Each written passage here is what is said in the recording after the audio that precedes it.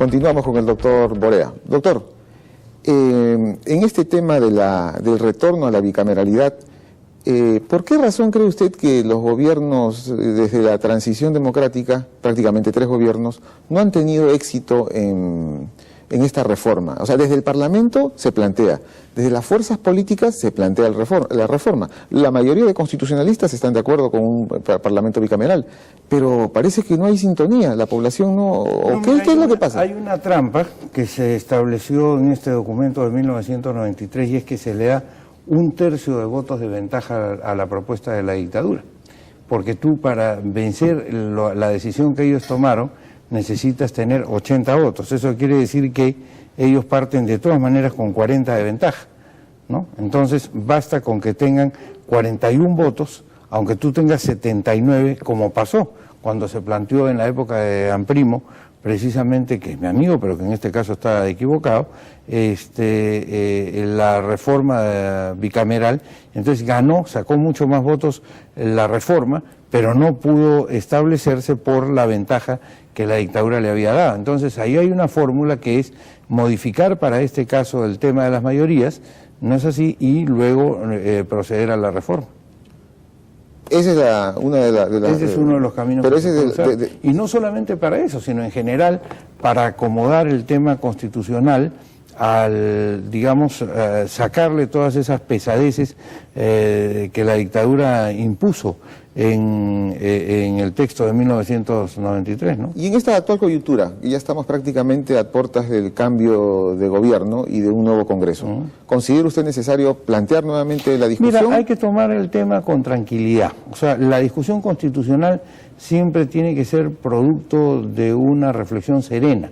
Cuando la Constitución se hace para resolver temas coyunturales pasa lo que pasó con el documento de 1993, o sea, carece de legitimidad de origen y eventualmente va a ser siempre discutida.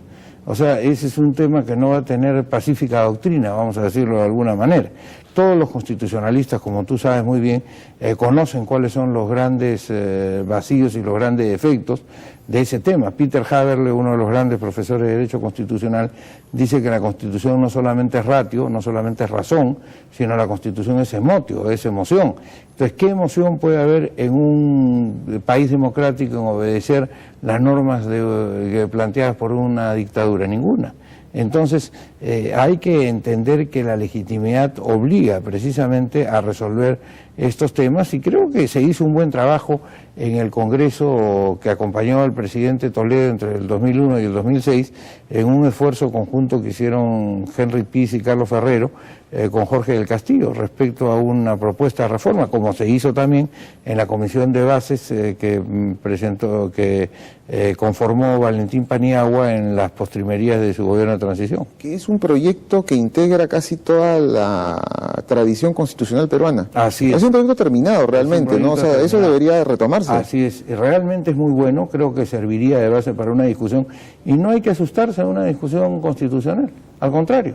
Hay que afrontarla con serenidad. Lo que yo te digo, lo que no puedes hacer es utilizar la reforma constitucional para tratar de resolver coyunturas, porque entonces la dejas desactualizada de inmediato. Pasa la coyuntura y te quedaste, como dicen los italianos, con el rabanito al coco, ¿no es verdad? Y eso no está bien. Usted cuando ha mencionado el tema de los países que son muy pequeños y tienen un Congreso unicameral, y quisiera regresar sobre esta dinámica, un Congreso pequeño, subrepresentado y en una sola cámara, no es un freno, no es un contrapeso suficiente para el Ejecutivo y termina todas estas discusiones respecto si han legislado bien en el Tribunal Constitucional. Sí, y entonces el Tribunal Constitucional como que se convierte, ¿no es verdad? Se politiza. Claro, y se convierte en una suerte de Senado, porque aun cuando en los fallos tú no debes encontrar razones políticas, sino fundamentalmente razones jurídicas, vale decir, a partir de... ¿Cuál es la diferencia? La diferencia está que tú en las razones jurídicas tienes que partir de un hecho dado, de un presupuesto dado. No en vano Kelsen dice que la Constitución es la hipótesis fundamental, la norma jurídica fundamental, la hipótesis lógico-jurídica sobre la cual se desarrolla todo el sistema.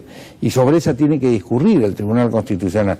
El problema es que cuando ves el desajuste verdaderamente entre justicia y realidad, el magistrado constitucional se siente tentado a resolver la situación, y eso tampoco es bueno, porque ellos no tienen, digamos, el respaldo de los votos para hacer normas de esa magnitud, ni siquiera de la magnitud de la ley. Pueden declarar que no son constitucionales determinadas normas, pueden acomodar con las distintas sentencias, distintos tipos de sentencias, las situaciones, pero no pueden generar normas, pues, ¿no? Entonces, ese es uno de los problemas que se generan, ¿no?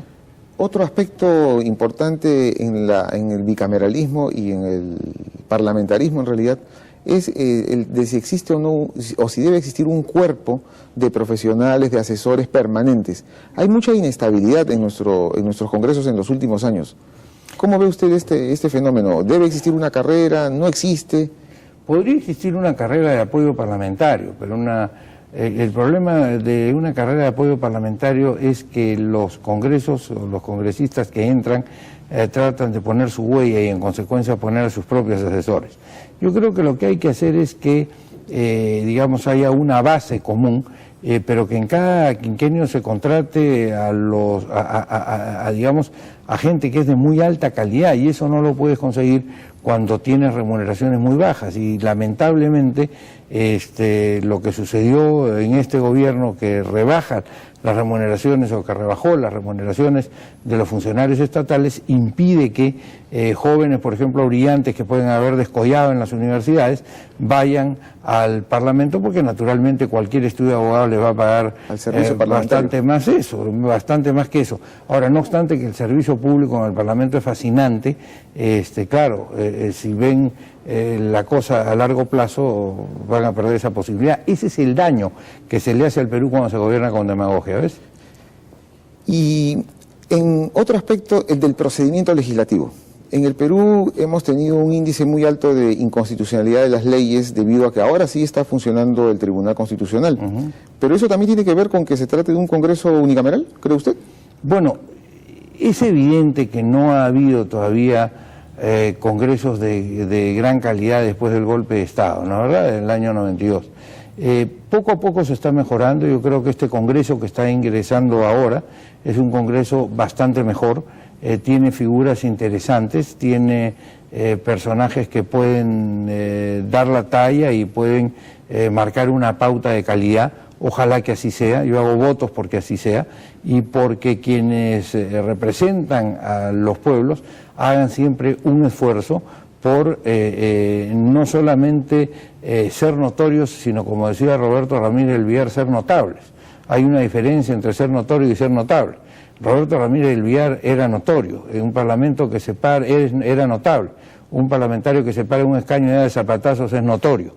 Entonces hay que tener diferencia, hay que digamos, darle jerarquía a la tarea parlamentaria. O sea, usted ve con buen auspicio este próximo Congreso. Sí, espero que sea es optimista, es optimista. Soy optimista, he visto la composición que ha resultado y creo que poco a poco la prédica constante de los académicos y de la propia prensa y en general de quienes están en el mundo del derecho, bueno, ha ido calando, ¿no? Bueno, doctor, esperemos que su vaticinio sea cierto por el bien del Perú.